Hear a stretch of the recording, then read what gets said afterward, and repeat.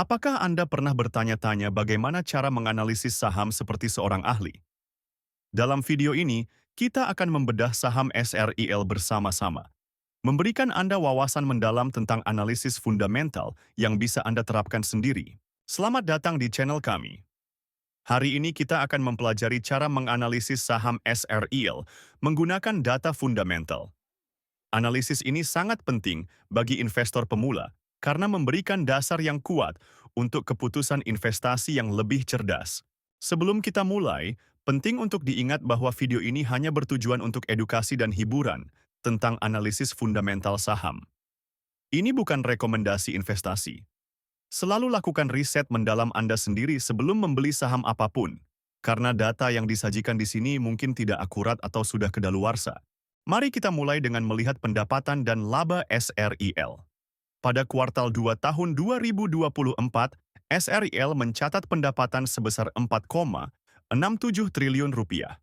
Namun, perusahaan mengalami kerugian dengan laba kotor negatif 1,01 triliun rupiah dan laba bersih negatif 1,94 triliun rupiah.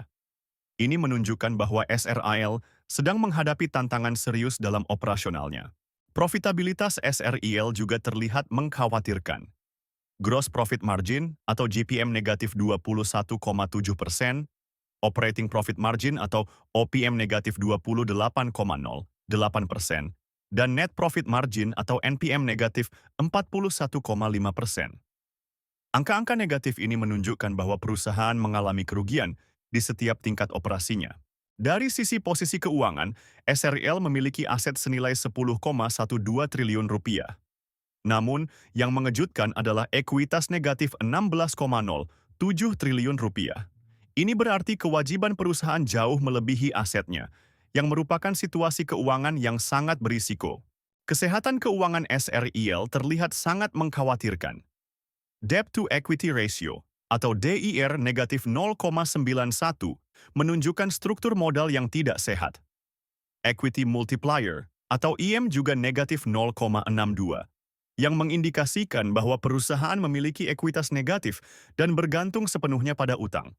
Kinerja manajemen SRIL yang tercermin dari Return on Equity atau ROE dan Return on Assets atau ROA juga tidak menggembirakan.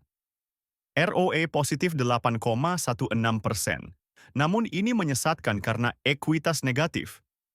ROA negatif 12,97% menunjukkan perusahaan tidak efisien dalam menggunakan asetnya untuk menghasilkan laba.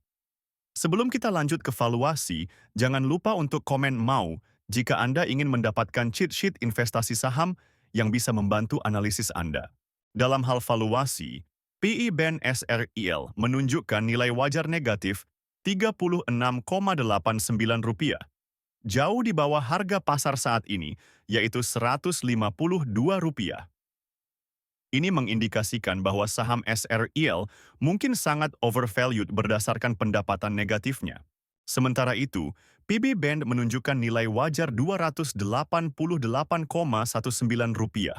yang lebih tinggi dari harga pasar saat ini. Namun, mengingat ekuitas negatif SRIL, valuasi ini mungkin tidak relevan dan harus diinterpretasikan dengan sangat hati-hati. Nah, itulah analisis fundamental saham SRIL. Bagaimana menurut Anda?